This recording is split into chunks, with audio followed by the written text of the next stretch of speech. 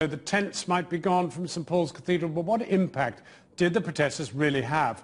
And what lessons might they teach other protest movements? To discuss this, we're joined now by Spyro van Leemnen, one of the organisers of the Occupy London protest, and also by Aaron Porter, who was president of the National Union of Students when the coalition government decided to increase tuition fees to £9,000 a year.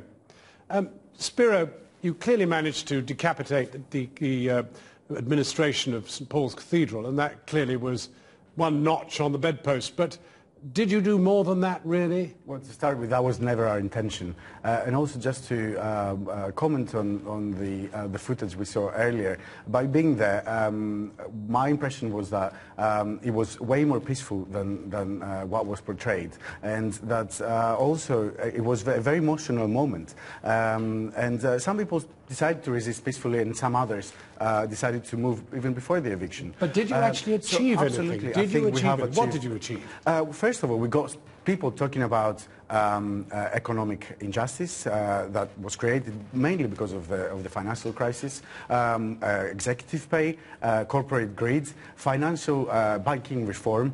So all those issues that we have brought into the political debate are really important. And we have seen even the Financial Times talking about capitalism in crisis, or the Prime Minister talking about a more ethical economic system. Okay, or even, well, let's turn to a more conventional protester. I mean, Aaron Porter, you led the NUS reaction to the raising of student fees, but you did it in an essentially conventional way, and failed, one could argue. Well, I think it's really important that the most successful campaigns are ones that don't just rely on direct action, but actually have a series of different strands.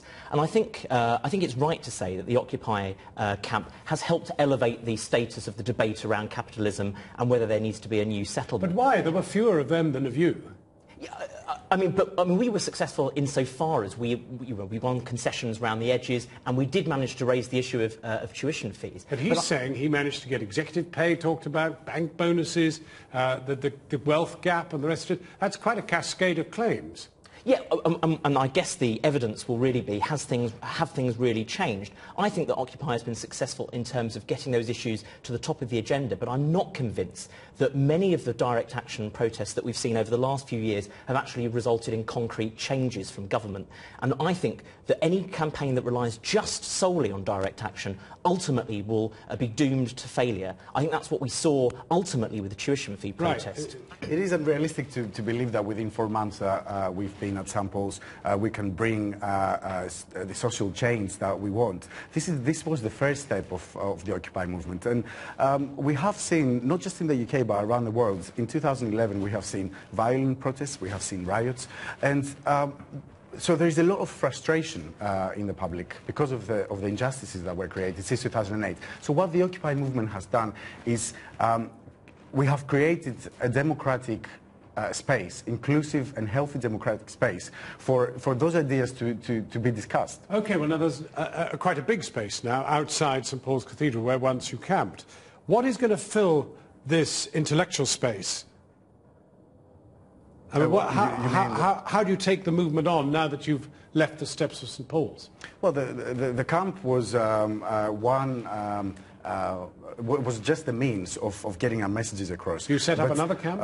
Well, I mean, that's possible. The decisions are taken by ourselves. But we might become even more creative at exploring different ways of direct action. In some respects, I actually think that the camp moving on may well actually be one of the best things that helps the Occupy campaign, because I think that there was a lot of people that were naturally sympathetic towards the Occupy movement around executive pay, around bonuses and so on. They actually thought that just sitting in a camp wasn't the best way to maintain the argument going forward. And I will maintain the argument that the best way to take a campaign forward is to adopt different tactics, but also one that doesn't just use direct action, but engages in the political system as well. Do you think that perhaps Aaron lost precisely because they didn't deploy direct action on the scale that you did? I think that both ways of protesting, and even new ways of protesting, are very important and healthy to coexist.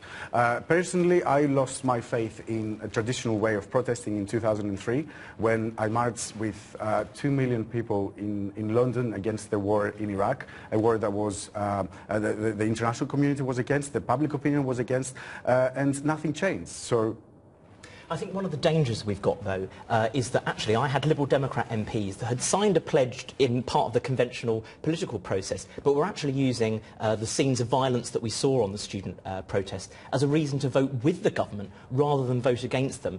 And I'm not sure that simply having a campaign which is just depicted as some of the scenes that we see through kind of camps as the most effective way to make our point. We need to use a range of tactics and ensure that we keep changing over time. Aaron Porter, Spyro van Leemnen, thank you both very much indeed. Now